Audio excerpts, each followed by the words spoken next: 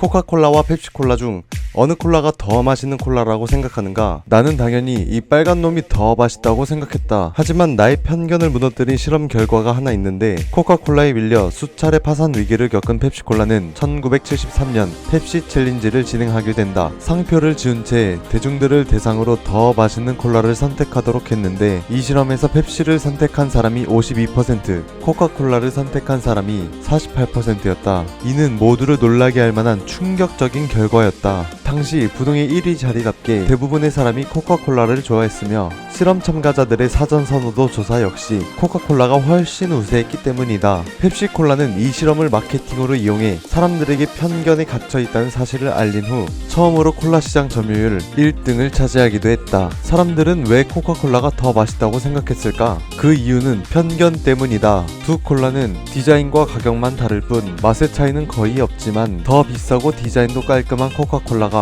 펩시콜라보다 맛있다라는 편견이 실제로는 다를 것이 없는 맛의 차이를 경험하도록 했던 것이다. 인류의 역사를 보면 힘을 가진 집단이 잘못된 편견을 갖는 순간 정말 끔찍한 결과를 초래했다는 것을 알 수 있다. 편견 때문에 흑인은 노예가 됐고 많은 나라들이 식민지가 되었으며 수많은 유대인들을 학살시켰다. 그럼 도대체 편견은 왜 생기는 것일까? 단점투성이인 것만 같은 편견은 사실 우리 뇌의 정보 처리 단계를 줄여주는 꼭 필요한 존재다. 뭔가를 판단할 때 일일이 스캔하고 분석한다면 우리 뇌는 할 일이 너무 많아 과부하가 걸릴 것이다. 이런 과부하를 막아주는 것이 바로 고정관념과 편견이다. 그리고 여기 편견이 없는 아이가 있다고 해보자. 낯선 사람이 어린아이에게 사탕을 줄 테니 따라오라고 하면 아이는 인간의 본능, 식욕을 위해 낯선 사람을 따라갈 것이다. 그런데 이 아이에게 낯선 사람을 경계해야 한다, 맛있는 것을 주더라도 절대 따라가면 안 된다 라고 교육을 했다면 아이에게는 낯선 사람이 위험하다는 편견이 심어지게 된다. 이렇게 편견은 뇌의 과부하를 막아주거나 범죄를 사전에 미리 예방할 수 있게 해준다. 이런 최소한의 편견은 우리 인간의 필수 요소지만, 정말 무서운 것은 잘못된 신념으로 나타나는 확증 편향이다. 인간이 고정관념을 갖기 시작하면서 편견이 만들어지고 그 편견은 더욱 강해져 신념이 되기도 한다. 이렇게 신념을 갖게 된 사람에게는 보고 싶은 것만 보고 듣고 싶은 것만 듣는데 이것을 확증 편향이라고 한다. 사이비 종교에 빠진 사람에게 사이비 종교가 나쁘다고 아무리 말을 해도 그 말은 틀렸고 자신들이 옳았다며 억지 주장을 펼치기 때문에 빠져나오기가 힘든 것이다. 이게 바로 확증 편향의 무서움이다. 우리는 보통 한국인보다 외국인이 한국에서 범죄를 더 많이 일으킨다고 생각하는데, 실제로 2016년 경찰청의 통계 자료를 보면 인구 대비 범죄율은 한국인이 외국인보다 2배 가까이 더 높게 나왔다. 하지만 이런 통계가 나왔음에도 불구하고 여전히 우리는 자국민보다 외국인을 더 경계한다. 그리고 또다시 외국인의 범죄 소식이 들려오면 거봐